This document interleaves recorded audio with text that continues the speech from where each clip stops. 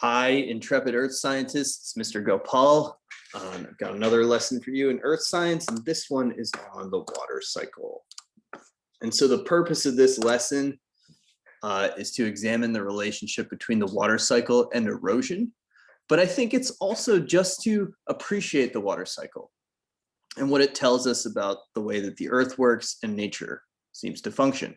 And so one really interesting detail that we may not understand until we study earth science is that the sum total of all the water in the world is actually remaining more or less constant. And what we are noticing when we see water flowing into larger bodies of water like the ocean from a river, or say evaporating in the air, raining down on us, snowing down on us, hailing down on us, seeping into the ground, is that water is changing form and location constantly.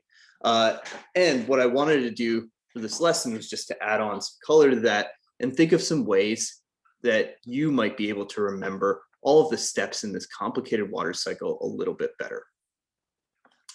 So if we look down here, we have all of these terms, all right? And I'm going to talk about some of these terms and discuss how they key into the idea that water is not changing in amount, it is just changing in form throughout. All right, and so I'm going to mark some of these to distinguish which parts of the water cycle are taking place in the air versus which parts are taking place on the ground. All right, and so precipitation is going to start in the air. Transpiration and evaporation are going to be moving into the air. And then when we think about a bunch of these other terms, then we were talking, condensation as well in the air. And then these remaining ones I'm going to mark in blue just for contrast: collection, runoff, interception, infiltration, percolation, discharge. Those are all taking place on the ground. And you could say, I'll put precipitation here as well, because precipitation is beginning in the air and it is ending on the ground. Now to think in a little bit greater detail. So what you want to do now that you've categorized these is just think about what these terms mean, and then you'll see where you can fit them into the diagram. So let's start at the top. If we're talking about precipitation, we're talking about water in some form. I say some form very specifically, falling down onto the earth. So that could be through rain, that could be through snow or ice or hail. The bottom line is that it is coming down from the clouds, in which it is gathered, and it's fallen onto the earth. Now, once it's there, it's going to collect, and there will be situations with runoff and interception, infiltration, and percolation. And all of these terms collectively just give us detailed description of the behavior of water once it hits the ground. Okay, so it may collect based on the shape of a certain area. It may collect in lakes or ponds, for example, as well. If it falls to the ground, there may be runoff that ends in a lake. And if it does not run off, it may infiltrate. So you might think of the word infiltrate as meaning that something kind of breaks into something else. And in this case, infiltration is the act of water breaking into the ground levels of the earth. Percolation, I think they did this very well in the video. Percolation is another aspect of that process where it is describing a slow seeping into the ground. Okay, and so they used coffee. If you think about coffee grounds, and when we want to make some coffee, we pour hot water into grounds and we let it steep. And so the water is percolating through those grounds to create the coffee that we enjoy so much. And then there is discharge from bodies of water into surrounding areas. Now, this can cause flooding at a high end, but for the most part, it just kind of changes the local habitat around a body of water. Now, on the flip side, with all these red underlined terms, we have condensation, which is the act of water vapor turning into liquid water as temperature decreases, and evaporation going in the other direction. So if we have a hot day, a water might evaporate from a glass, say. If we have a glass of water, it might evaporate into the air.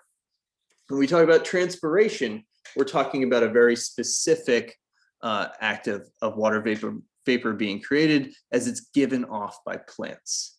Now, why is all of this so important? Well, the basic idea is that we want to understand that all of this changing form contributes to several things. And this is where erosion comes in.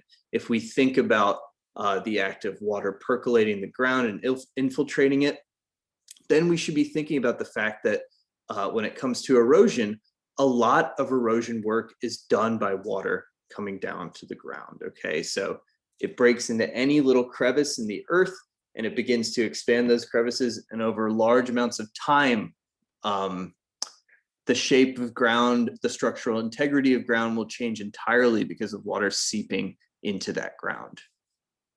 All right. And when we think about other advantages of this really complicated cycle of water, we have our weather cycles to thank. You know, that's part of what water's doing when it evaporates in the air, when then it condenses into cloud formations. Then it can contribute to the next weather cycle. And this is so important because it needs to be redistributed in that way. We can't have all of the water simply existing in oceans. It needs to evaporate into the air, condense into clouds, move through weather cycles, and then precipitate on land.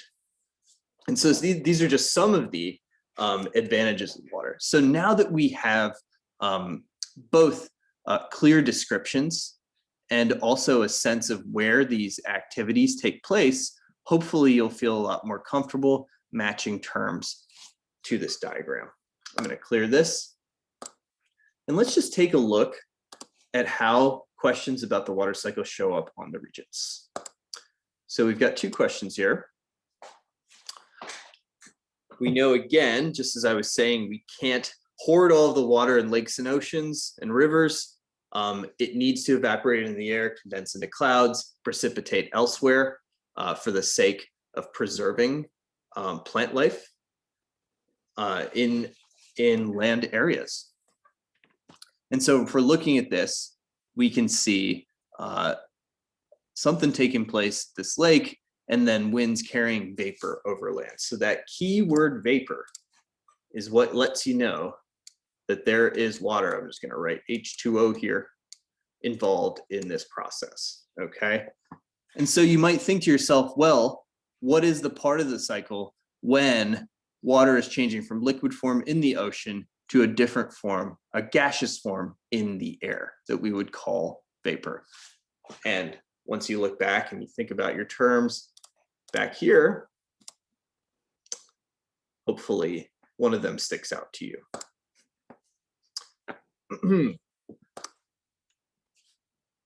And I just wanted to take a quick look at the second Regents question on this. We see here again the same sort of idea. So very often you're going to see cyclical groupings of arrows.